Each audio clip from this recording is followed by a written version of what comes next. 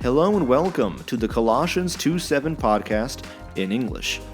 Du hörst gerade eine monatliche Folge für unsere Freunde in den Staaten. While our regular listeners are primarily German, we are delighted to have a growing number of listeners from the States as well. Odds are you know us personally, and I want to thank you for tuning in. In this special episode, we invite you, dear friend, to join Willi and me as we engage in thoughtful conversation about life and ministry within the German context. So, Aaron, how come your hands are in so much pain? Funny you to ask that. How do you know? How do you know my hand hurts? My hand's actually swollen. Oh. A little bit. Because you were holding Arthur's hands while we watched Gladiator? No, although it was a very exciting movie. It's true. And I thought it was like as good as the first one. Maybe even like a little bit better. See, and that's why you don't have friends. I have friends, I'm just not married. Here's the thing.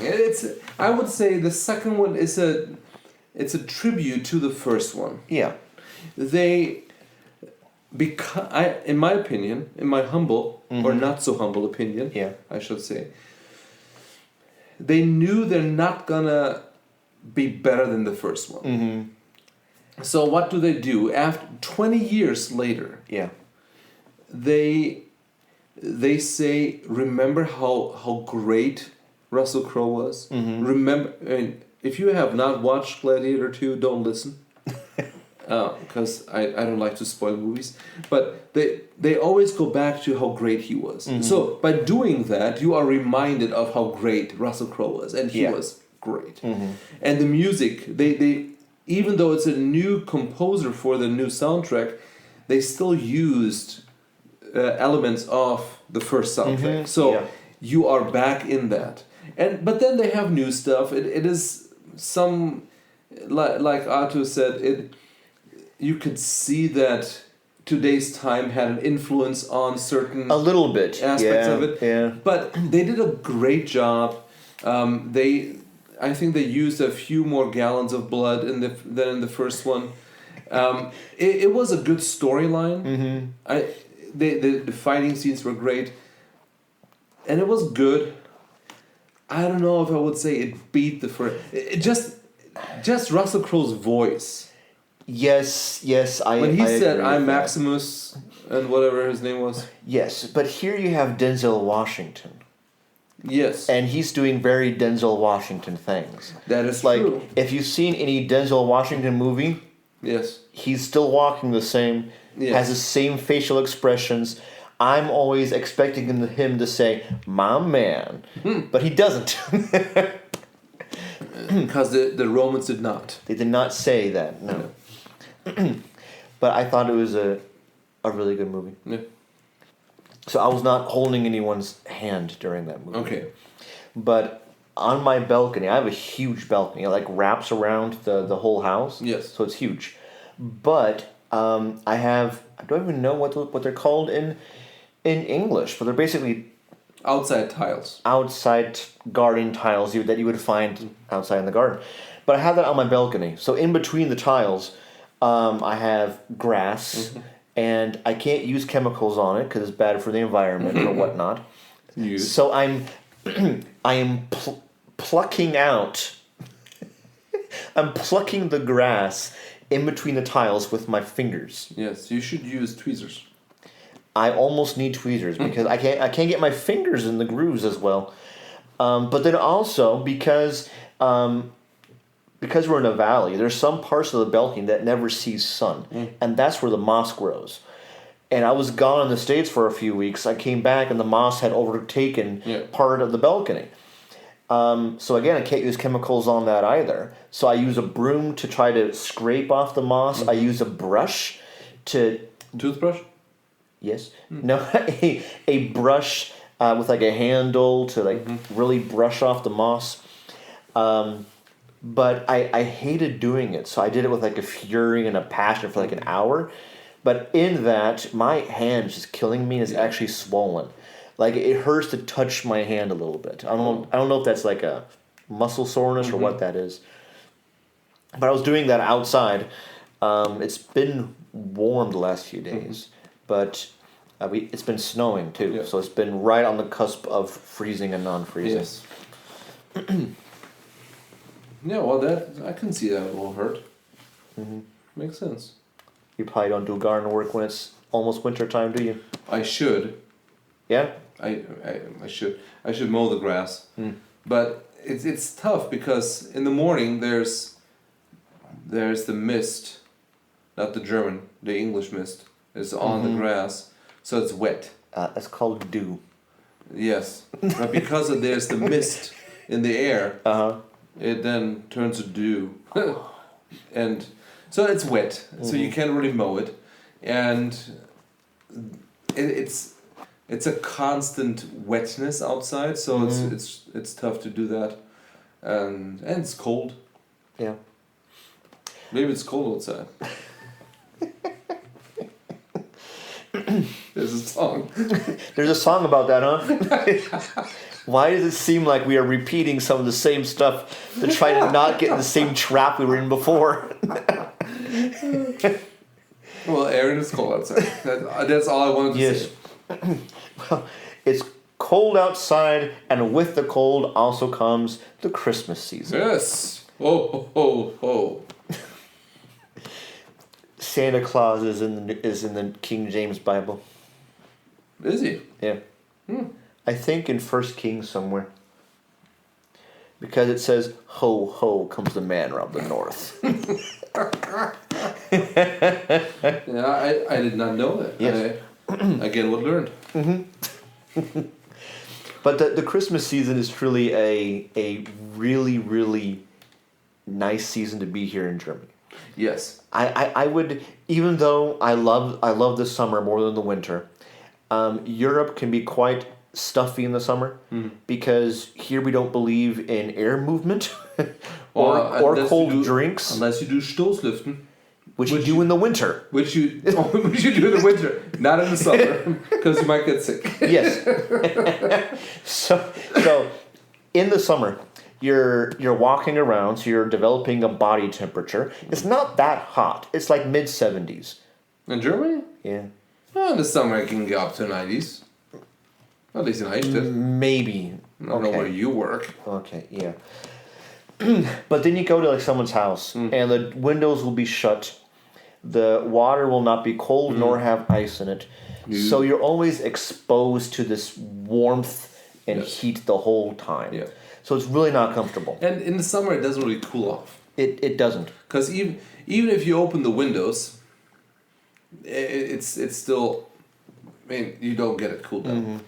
And Germans don't like air movement or wind. No. Like, it's so bad. This was 2006 when the World Cup was in Germany. And we wanted to go to the public viewing in downtown Berlin. And we were running to the train, to the S-Bahn. We got in there and thought, oh, thank God, the window was cracked open. Someone else ran in too, just as sweaty as we are, and closed the window because heaven forbid there's a breeze. Yeah, you don't. And this is a hill they will die on. Oh, yes. That having a breeze is bad for your health. Yes. Unless it's in the dead of winter. Yes. And the room has gotten too warm. So even though it's below freezing outside, you open up all the windows. Yep.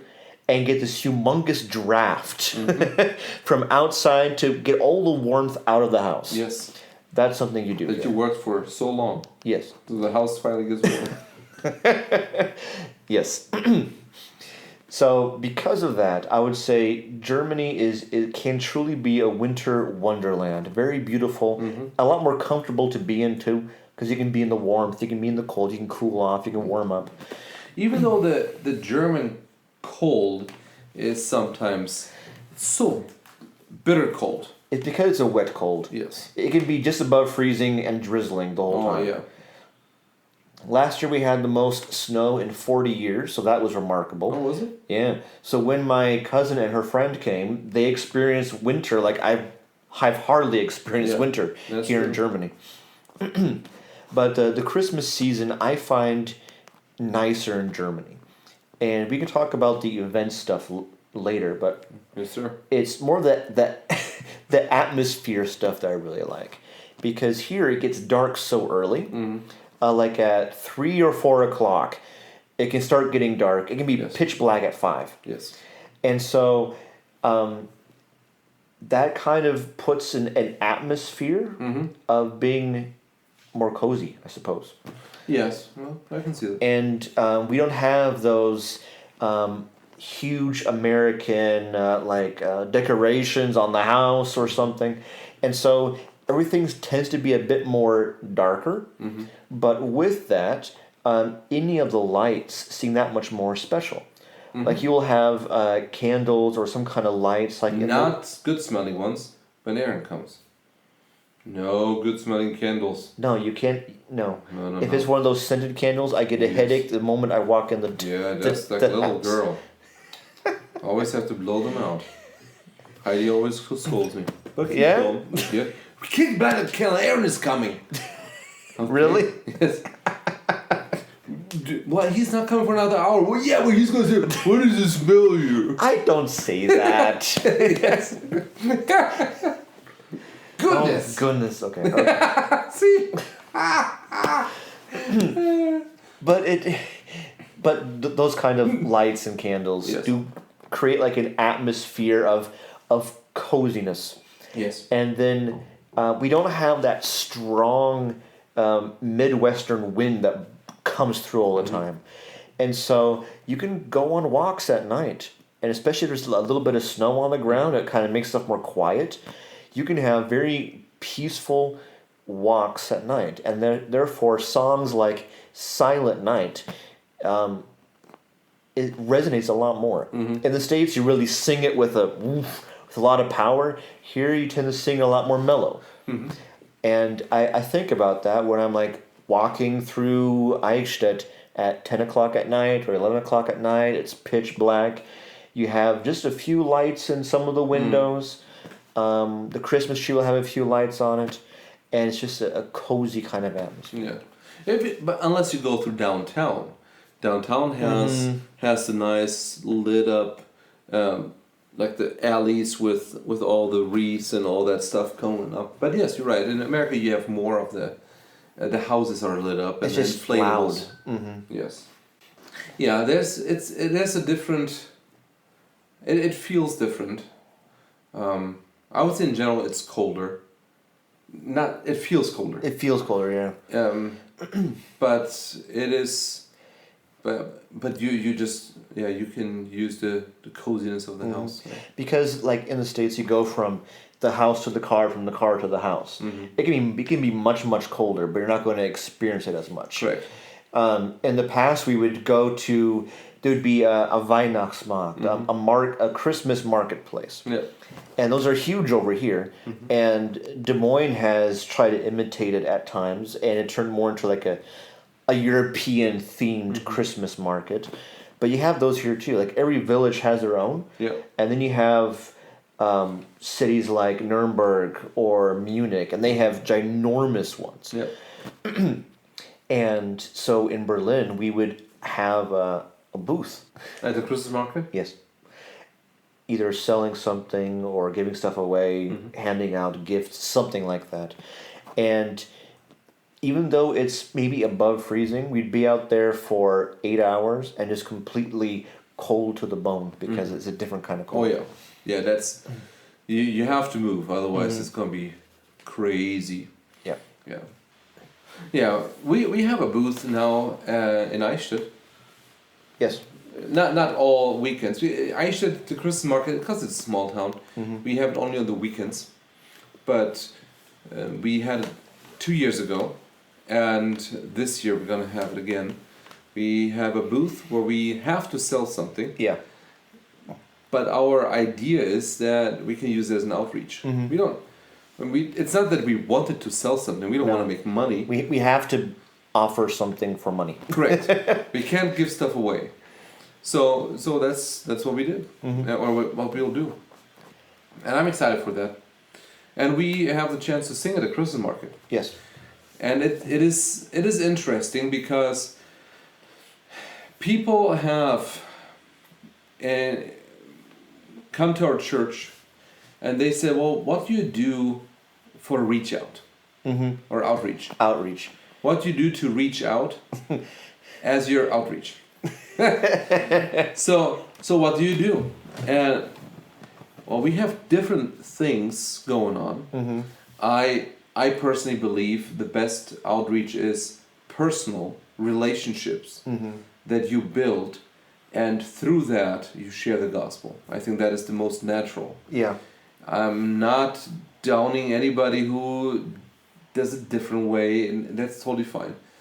But knowing the culture, knowing the people here in Eichstätt, that is the best way to reach out. At the same time, there are certain events that you can use that support your outreach.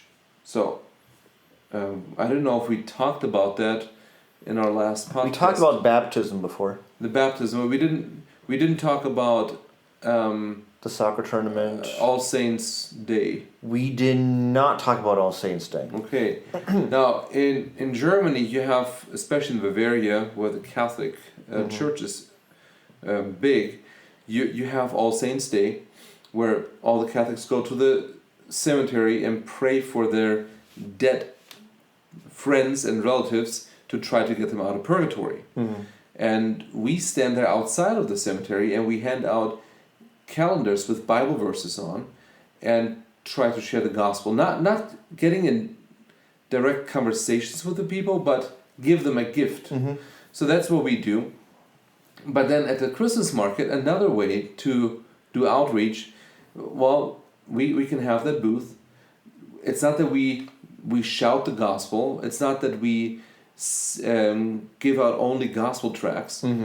What we do is we sell something that they could use, but at the same time we are present and we get in touch with people by, hey, what are the Baptists doing here?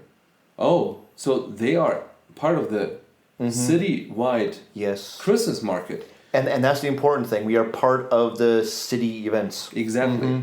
And so it is not a direct outreach where we share the gospel. So maybe you can call it an evangelistic event, but it is sowing seeds.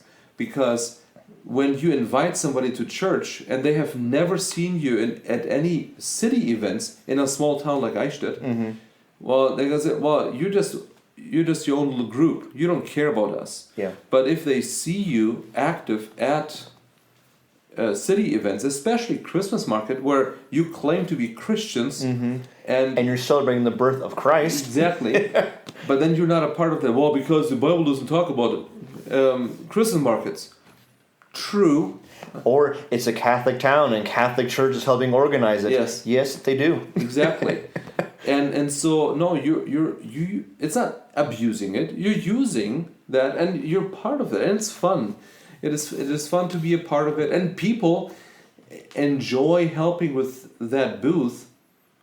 They enjoy that more than standing behind a book table downtown. Yes. And it is a different way. Well, you just stand there and people ask you, so what do you do? Why do you do that? And that's where it is. So people suddenly recognize you. Yeah. And that's really good. That's really helpful.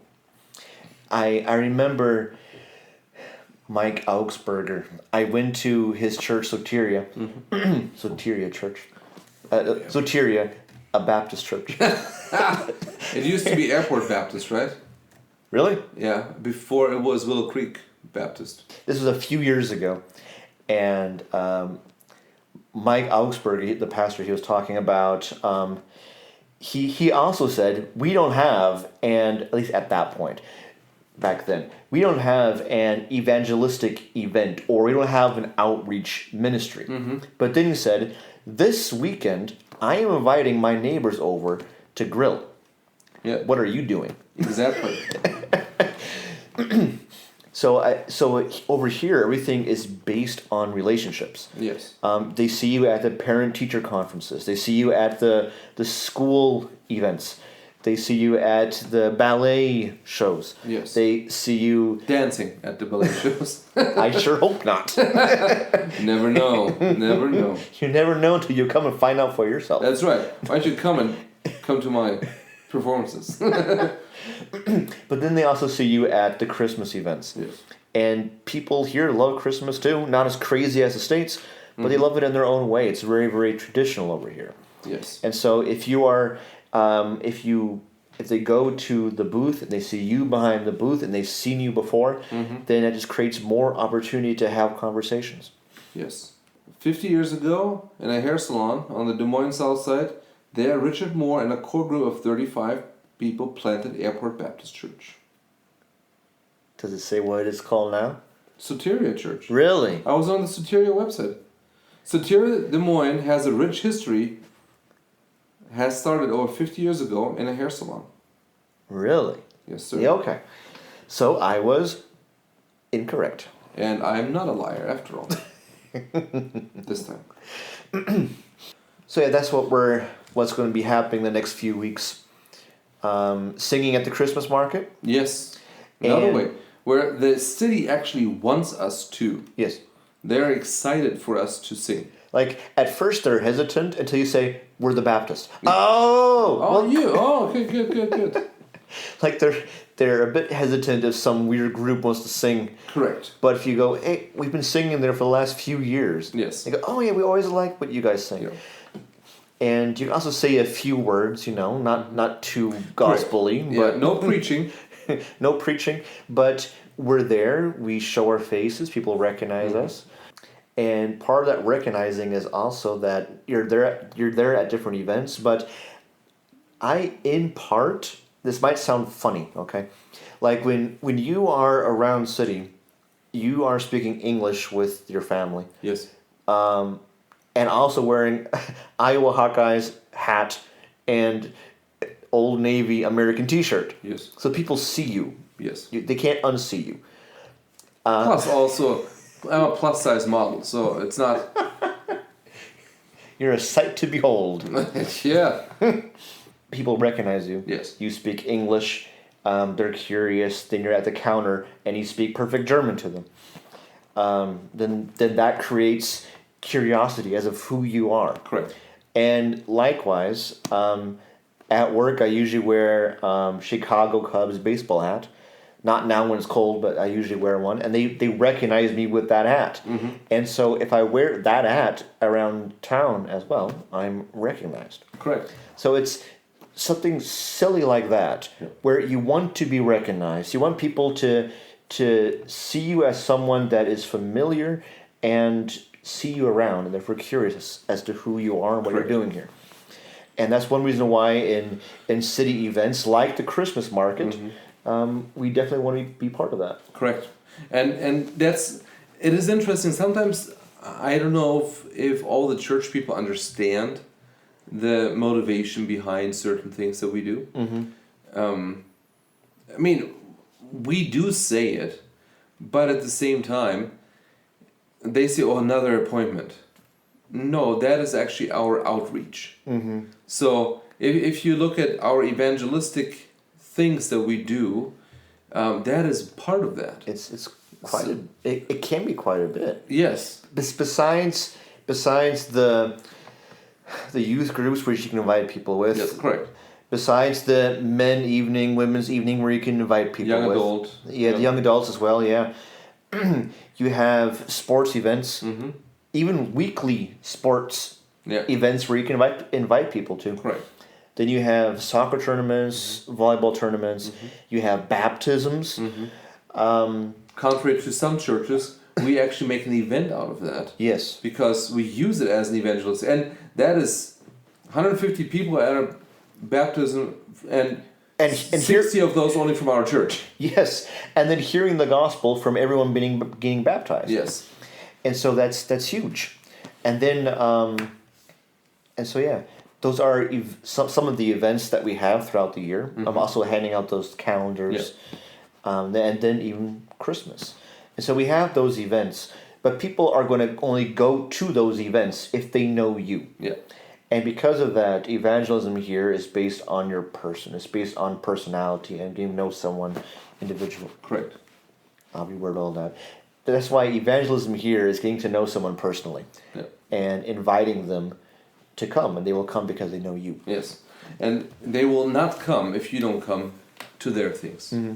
So be a part of people's lives and enjoy it. Mm-hmm. And it doesn't have to be stressful. Some people say, well, it's ministry. It's ministry. No, it's life. Yeah. You go to your kids' soccer games or sport games or ballet or singing, whatever it is. You go to that. Mm-hmm. If you view it as a duty, well, that's what you will communicate. Mm-hmm. But if you view it as, hey, that's part of my life. That's great. Mm-hmm. And that's what people will see. Mm-hmm. And you will see people again, oh, hey, you're at the same, yes. Mm-hmm. And a good Catholic will go to a baptism, go to a wedding, go to Easter, and then go to Christmas service. Yes. And so Easter and Christmas is where we have the most guests at church. Yes. I mean, right now, we are between 70 and 80 on a Sunday morning. Yes. I wonder how Christmas is going to be. Because in the past, we've been close to 80 on a Christmas service. That's one of the reasons I'm not excited for Christmas. Yeah. Because I'm not going to be there. Mm-hmm. So if you mess up, I'm going to punch you. No, I'll just leave. If you mess up, I'm going to send you, I don't know where, Bangladesh or somewhere. No, but that is something where we as a family, we're excited to be in the States the first time ever as a family to be in the States for Christmas. First time since we've been in Germany. Mm-hmm. Girls have never been in America between October and January. So they've never seen that part. We're excited about that. But it's also the first time not being with our church, which is really odd. Yeah. And not being there for Christmas Eve, which is, it's a great experience at church. And so, I mean, I'm excited, but at the same time, I'm sad that we can't be there. We as a family are sad that we can't be there. Here in Germany, we don't celebrate Christmas on the 25th. We do have 3 days vacation. 2.5. 2.5 days vacation. Christmas Eve half day. And then first and second Christmas Day. Yes. So we have the 25th and 26th off. Yes. And then we have half day on the 24th. Correct. Because most Germans will open up the presents in the evening of the 24th. So on Christmas Eve. Yes. Usually. That's when Jesus was born. Yes. We don't know. Just for those listening. You mean he was not born on the 24th or the 25th of December? Oh. Well, yes, he was. Look it up. But where was I going with that? We in Germany opened the presents. Oh yeah, and so here Christmas is very traditional, as it is in the States, but in their own way. I would say oftentimes in the States you associate Christmas with going to see family. Like even in like the movies. You are always, like most Christmas movies, I'll be home for Christmas. Yeah, you're always on your way to be home for Christmas, to be with family for Christmas. It's a really big event. Here it's a lot more intimate, perhaps. Yes. You're staying home for the most part. Like Christmas, like the 25th, 26th, you might be traveling somewhere. But Christmas Eve is usually more a closer, intimate circle. Yes. What are you going to do this year? I've already been invited. Oh. Well, someone else is leaving me, so someone else has to invite me over for Christmas. I guess. It's going to be not the first, but the second Christmas in the last 5 years where I will not be there with you guys. Really? When was the first time? During Corona? The what? During Corona? No. Well, yes, it was that year. I was home for Dad's funeral. Oh yeah, that's So I was there between October and came back like 2 days before New Year's. Correct. Yes, I was just thinking. Every Christmas you were here, you were with us. Yes. Yeah. And actually with my sister. Yeah. Yes, with your whole family on Christmas Eve. Yes. And then with you guys Christmas Day. Yeah. So it'd be unusual too. Correct. Yeah. And here's an unexpected luxury that I've experienced. I've had to turn down people for Christmas because too many people. You know who else did that? The people in Bethlehem. They turned them all down. They said no room for you. So There's too many people celebrating Christmas already. Yeah, you're just one of them. Didn't expect that, huh?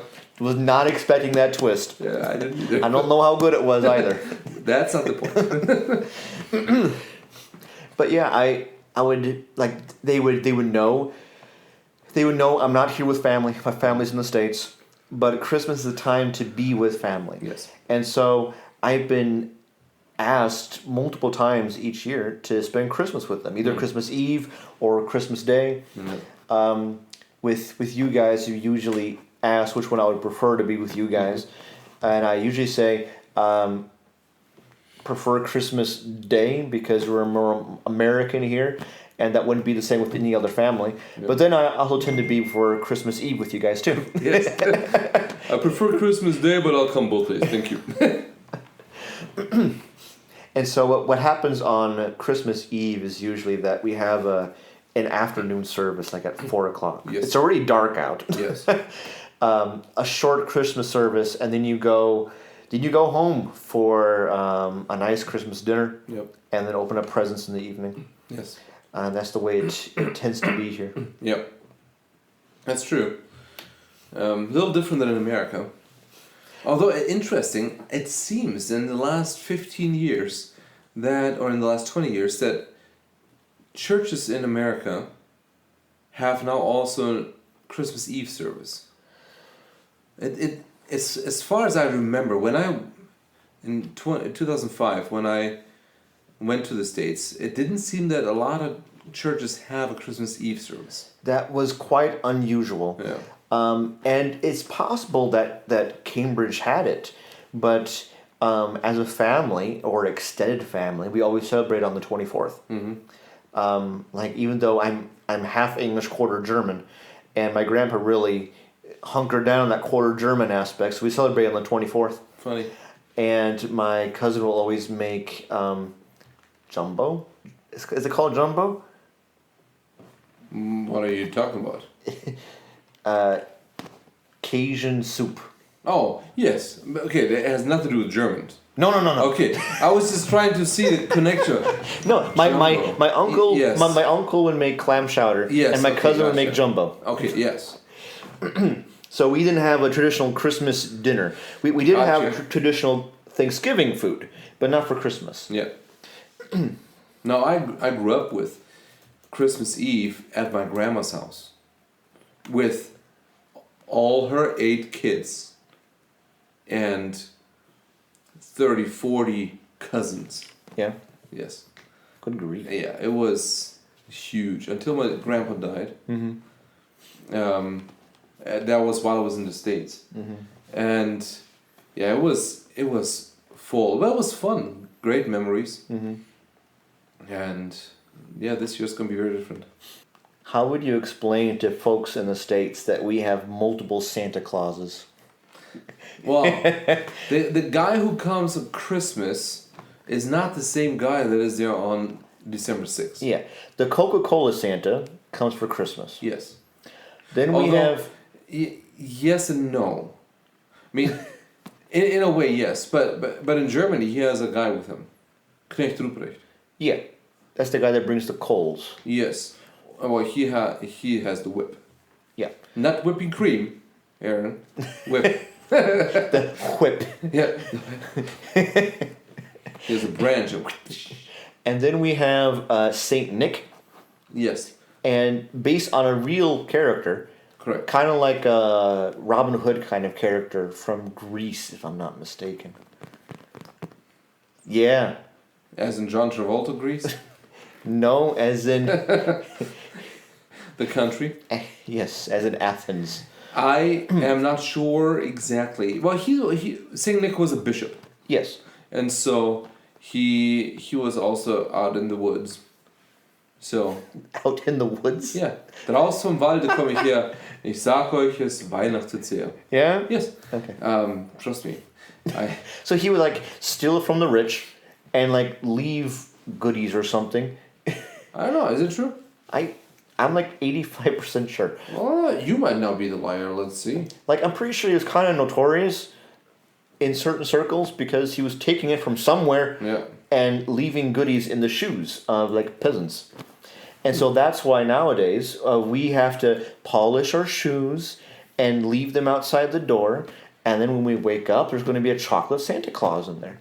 Yes. Well, regardless of the heritage, that's what happens. We do polish the boots, and we do get chocolate Santa. Yes. And that's December 6th. Yes. And if I'm not mistaken, and I could be mistaken on so many things. Oh, yeah.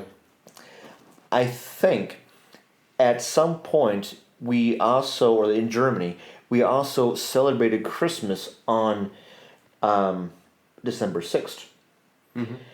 But it was Martin Luther that said we should not be sharing a holiday, celebrating Saint Nick and celebrating the birth of Christ. Yeah. So let's celebrate the birth of Christ later in the month. Yes. And I'm not sure why he focused on the 24th or the 5th or whatever. Mm. And so that's why you had a special day just for the birth of Christ. Correct. And I think it was his idea too that in order for the kids to look forward to Jesus' birthday, to have some kind of goodies or something waiting for them. Yes, there's a combination. Mm-hmm. But go ahead and so even though it's so commercialized now, mm-hmm. the thought of it was not bad. The thought of it was having a day set aside to celebrate the birth of Christ, mm-hmm. and just like you would have birthdays now and have presents, have something there as well, so that even the kids look forward to Jesus' birthday. Yes. And as a family, what we do is that I remember. We sing Happy Birthday Jesus on Christmas Day. Yes. Because it is his birthday, and we get to open up the presents. You all sing, and many more. We do not. And sometimes we sing it in German. Ah. So we sing Happy Birthday to you. Very good. I like it. Yes. Bring the German accent in it. Well, with Luther, there, as far as I know, I could be lying, just like you are. Maybe we're just big bunch of liars. Yeah. Well, why don't you fact check us? And then you mean fact check us, not fat check us. Well, they could fat check us too, and I think I win. But so Luther started the Christmas tree thing. Oh yeah. Yes. Mm-hmm. But I can't remember the story, but he did. So he started that, and also I heard it's a good story. I forgot all the plots. Yeah. In the end, you can send me presents. Moral of the story is, but no, he started with the Christmas trees, and also decorating the trees. Mm-hmm. So that is one thing. The other thing was, he also started with the Advent calendar idea. Yes. Because and it was on a big wheel. It was on a big wheel. Yes. Mm-hmm. I think it was a wheel. Was it wheel big? It was wheel big. So it was a big, round candle holder. Wheels tend to be round. And it had 4 main candles for Sundays. Yeah. And then it had the individual candles in between. Mm-hmm. And so they lit the candles because the kids always ask, so when is going to be Christmas? Mm-hmm. Well, when all the light is there. And so there's a lot of tradition that came through Luther. Mm-hmm. A lot of language came through Luther. Mm-hmm. German language was developed under him. But also a lot of traditions that there were maybe, yes, from pagans, because people do stuff, but he put a lot of meaning into it if you have a Christmas wreath, and that's what we do at our church every year, explain why we have a Christmas wreath, because it's not in the Bible, but there are certain symbols in it, with the 5 candles, with the 4 candles, however you want to do it. Why a green wreath? Why round? Why the red balls on it and all that? So there's a certain meaning behind all that. It has lost its meaning, yes, but you can use it again. I say it every year. Even if you don't like all the Christmas traditions, and some people don't like them, I always say use them to share the gospel.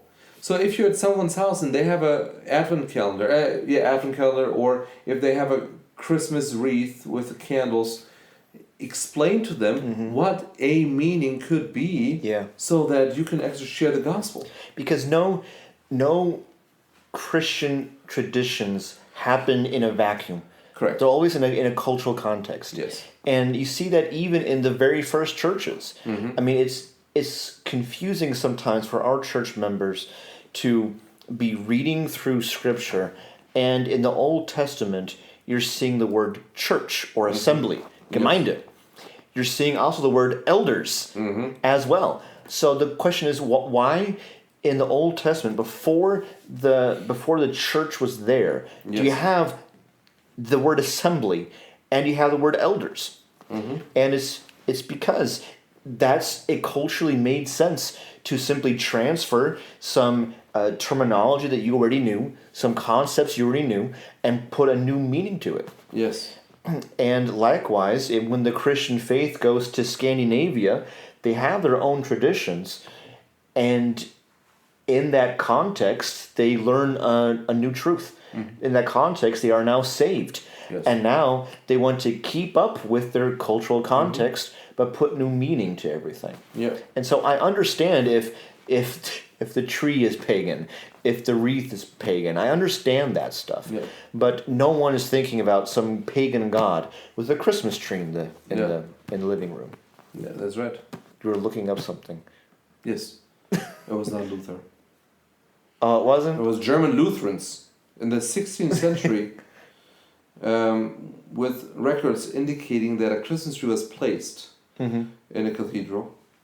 No, it was. Its 16th century origins are sometimes associated with Protestant Christian reformer Martin Luther, who is said to have first added lighted candles to an evergreen tree.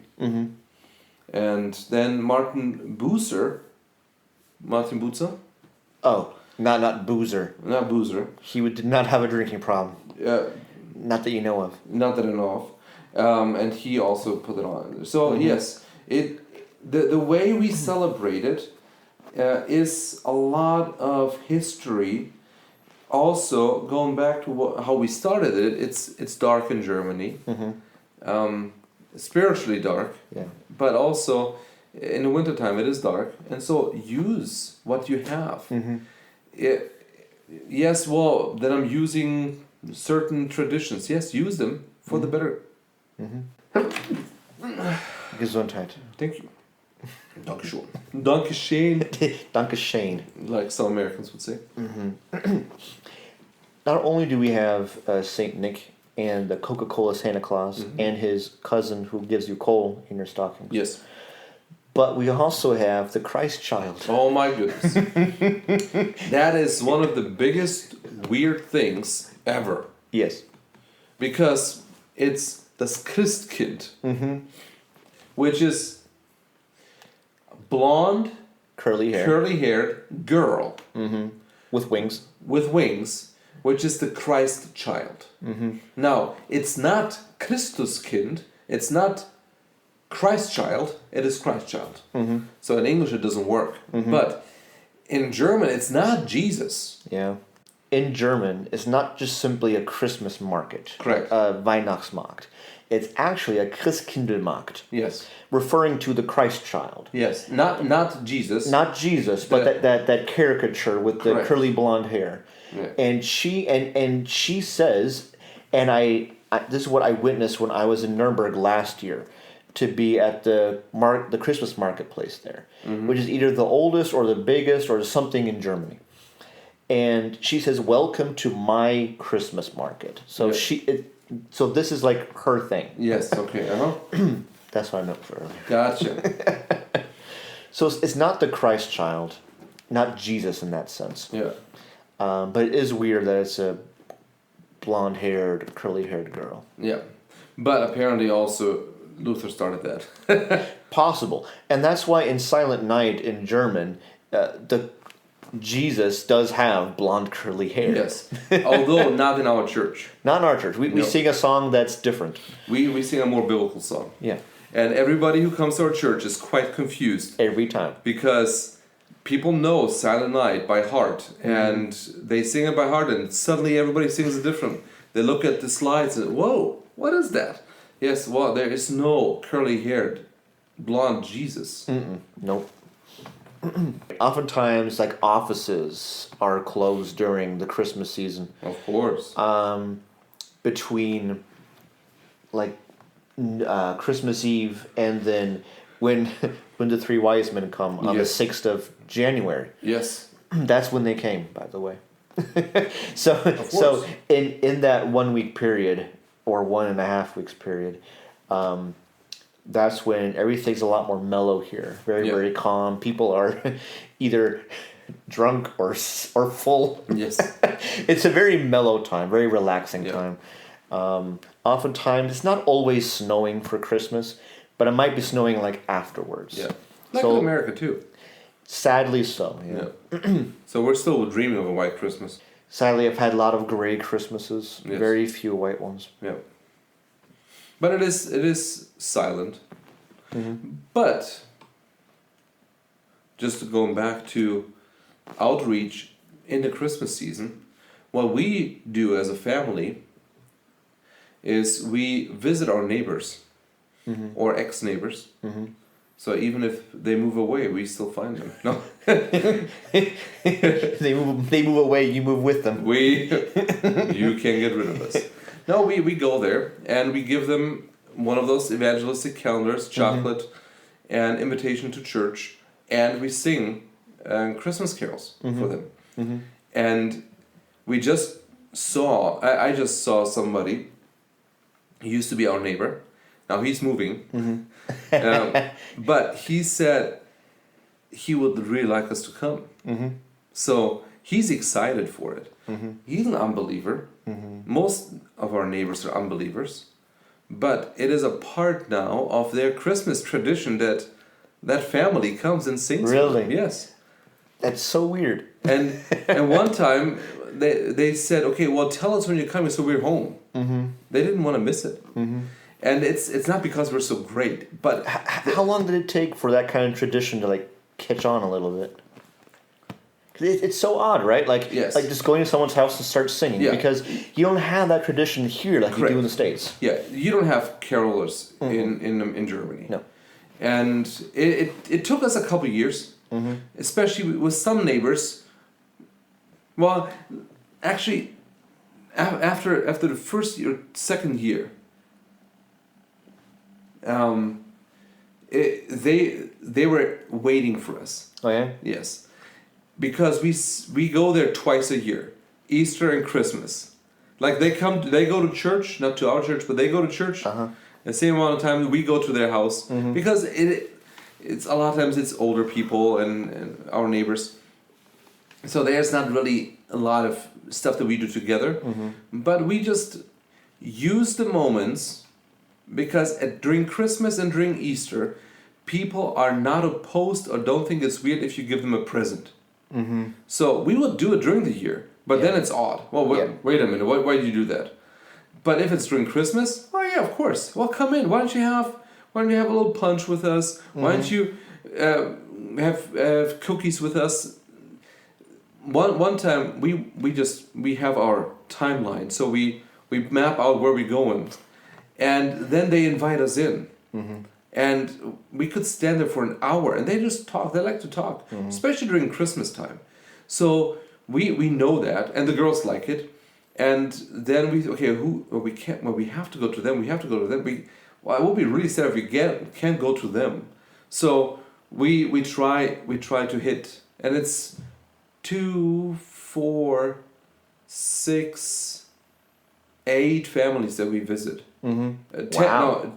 10 families that we visit.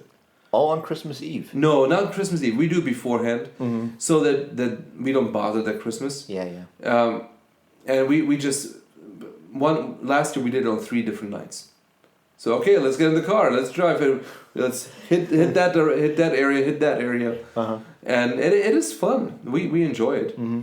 And one time, people were crying because for them they couldn't believe that someone would come to their house and sing. Mm-hmm. Well, have they then come to church? No. Has that helped our relationship? Yes. Mm-hmm. And can we share the gospel even better? Yes. And so we just plant seeds, Mm-hmm.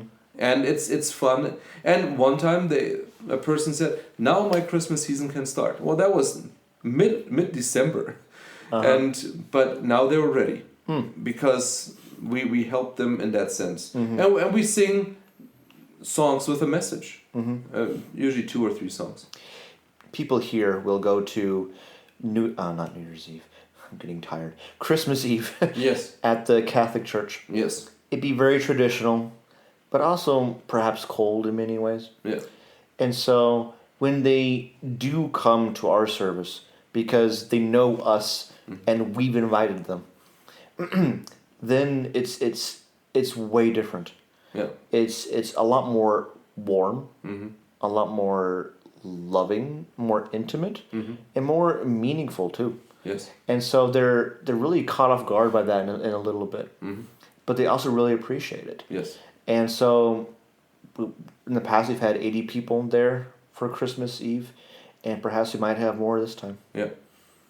But if we get a church building, then we can have more people. That's right, and that is a good segue to the end of our today's episode, and a little advertisement for our GoFundMe. GoFundMe. Yeah. Why don't you go and fund me?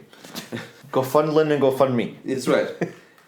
It's we noticed that we need a church building, and because we're running out of space. We are too big for our building. Yes, which is a great problem. Mm-hmm. The next problem is even greater. It's money. It's like 1 million times greater. It's 1 million times greater. So if you have not yet, check out our GoFundMe page, and Link in the description. that's right, and you can gladly share it. We don't mind. We also don't mind if you give. Mm-hmm. We only need 1,000 people giving $1,000. Really? Yes. We only need 100 people to give 10,000 each. Really? Is 1 million just 1,000 thousands? No. Hey Siri, what's 1,000 times 1,000? The answer is 1 million. I hope you leave that in. What? So We just need 1,000 people to give $1,000. yeah, that's We already not- have the first 1,000 down. Yes. We're at 0%. Yeah, exactly. So, or if you know somebody who wants to give $1, that's okay. If you want to give 10, that's fine. 13 is fine. 14 is fine. 15 is fine. The building we're looking at, we can't afford the rent. Correct. Like it's not a possibility to rent this building. The it's rent too would big. the rent would be around 5,000 A month. a month. So that's plus utility. So we're looking at 60+ thousand a year for rent for this building. Yes. And so we cannot do that because we have no money. We can't afford that. And so because of that, we are looking at purchasing it, Yes. which seems odd and counterproductive, but we can't afford the rent, so we Correct. have to buy this. And we can't afford the building either. No. We can't even afford the down payment. We can't afford anything. Yes. We have no money. Yes. And if you say you don't have money, that is okay. Share the link. And You know someone has money. that's right. And if you want to give a little bit, that's fine too. I think the asking price was about $850. No. The asking price was 1.2 million. Oh. And we said we can't afford 850,000. But if we get it for 850,000 and add about 150 to 200,000 in renovating it, then we can go to the church and ask for it. Mm-hmm. But we haven't gotten that. And he tried to negotiate, didn't you? He said, you don't understand.